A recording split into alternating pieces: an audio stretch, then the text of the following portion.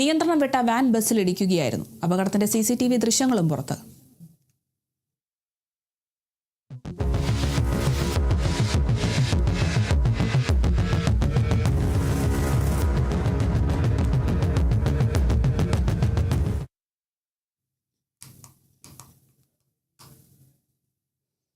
Executive അംഗങ്ങൾ തമ്മിലുള്ള തർക്കങ്ങൾക്കിടെ അഭിനേതാക്കളുടെ സംഘടന അമ്മയുടെ വാർഷിക പൊതുയോഗം നാളെ കൊച്ചിയിൽ ചേരും.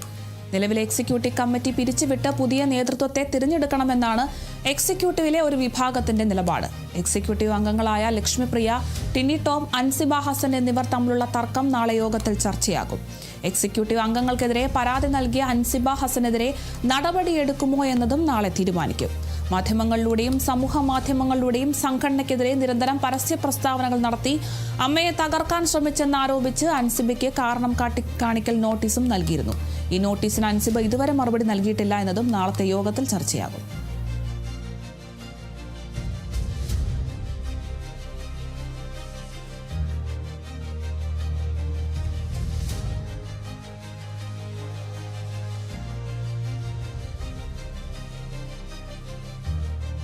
എക്സിക്യൂട്ടീവ് അംഗങ്ങൾക്കിടയിൽ ഏറെ നാളായി ചില തർക്കങ്ങളൊക്കെ നിലനിന്നിരുന്നു. എന്തായാലും ഈ തർക്കങ്ങൾക്കിടെ ഇപ്പോൾ അഭിനേതാക്കളുടെ സംഘടനയായിട്ടുള്ള അമ്മയുടെ വാർഷിക പൊതുയോഗം നാളെ കൊച്ചിയിൽ ചേരുകയാണ്.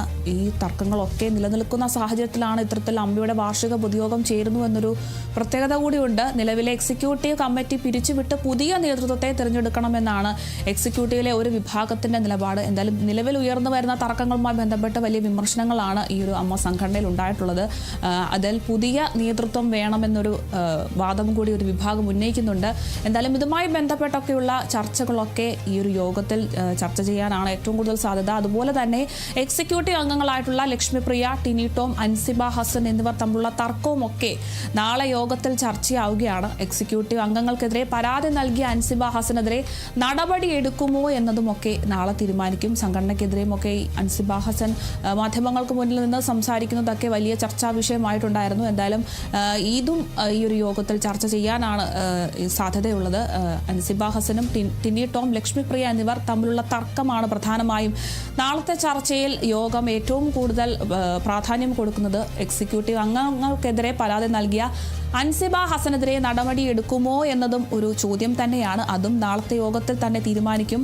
മാധ്യമങ്ങളിലൂടെയും സമൂഹ മാധ്യമങ്ങളിലൂടെയും ഒക്കെ സംഘടനയ്ക്കെതിരെ നിരന്തരം ഇത്തരത്തിൽ പരസ്യ പ്രസ്താവനകളാണ് അൻസിബ ഹസൻ നടത്തിക്കൊണ്ടിരിക്കുന്നത്. ഇത് അമ്മയെ തകർക്കാൻ ശ്രമിക്കുകയാണ് എന്നാരോപിച്ച് അൻസിബയ്ക്ക് കാരണം കാണിക്കൽ നോട്ടീസും ഒക്കെ നൽകിയിരുന്നു. അൻസിബയുടെ ഈ ഒരു മാധ്യമങ്ങൾക്ക് മുന്നിൽ വന്ന് അമ്മ സംഘടനയെ എതിർക്കുന്ന രീതിയിലുള്ള ഈ ഒരു പ്രസ്താവനകളൊക്കെ അമ്മ സംഘടനയ്ക്കുള്ളിൽ തന്നെ വലിയ രീതിയിൽ വിമർശനങ്ങളൊക്കെ ഉന്നയിച്ചിട്ടുണ്ട് ഒരു വിഭാഗം. എന്തായാലും ഈ നോട്ടീസിന് അൻസിബ എന്തായാലും ഇതുവരെ മറുപടി നൽകിയിട്ടില്ല എന്നതും നാളത്തെ യോഗത്തിലൊക്കെ ചർച്ചയാകും. എന്തായാലും യോഗത്തിന് ശേഷമായിരിക്കും അൻസിബയ്ക്കെതിരെ എന്തെങ്കിലും നടപടി എടുക്കുമോ ഇല്ലയോ എന്നതിലൊക്കെ ഒരു വ്യക്തത വരികയുള്ളൂ.